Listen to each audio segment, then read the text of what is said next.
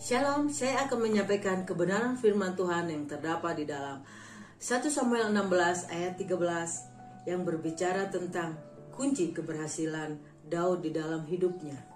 Kita akan baca 1 Samuel 16 ayat 13. Samuel mengambil tabung tanduk yang berisi minyak itu dan mengurapi Daud di tengah-tengah saudaranya.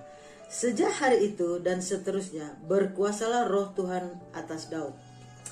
Daud berhasil berjalan bersama Allah seumur hidupnya karena Roh Kudus berkuasa atas seluruh kehidupannya. Saya melihat kurang lebih 3 kebenaran yang merupakan keberhasilan Daud ketika Roh Tuhan berkuasa atas hidupnya. Yang pertama, Daud setia di dalam perkara yang kecil. 2-3 ekor domba pun dia jaga. Dan di situ Allah melihat sungguh luar biasa Daud.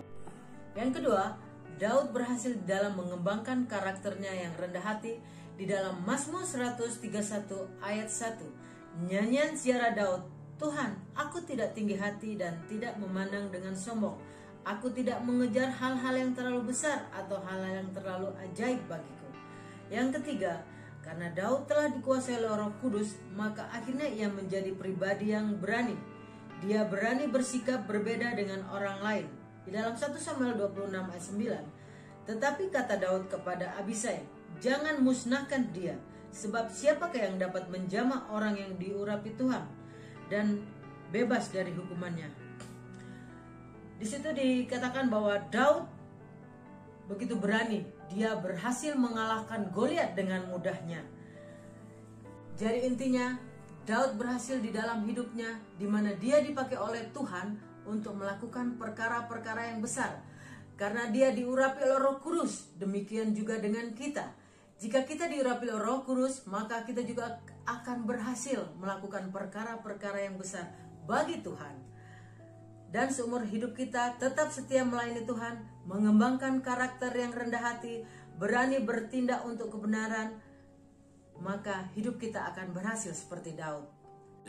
Saya akan mengakhiri renungan pada saat ini dengan kesaksian hidup saya sebagai atlet karate untuk Indonesia. Di dalam saya berhasil mendapatkan 4 medali emas di dalam SEA Games tahun 89, 91, 93 dan 97, dan terakhir saya mendapatkan juara 2 dunia di Tokyo.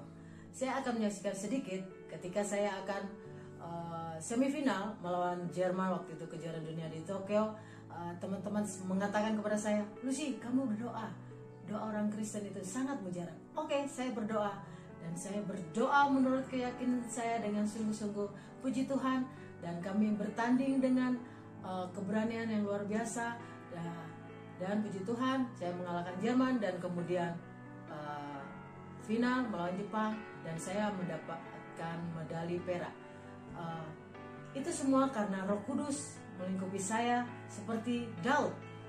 Jika kita yakin dan percaya dengan berdoa sungguh-sungguh, Roh Kudus akan menguasai hidup kita. Demikian renungan pada saat ini. Haleluya, amin.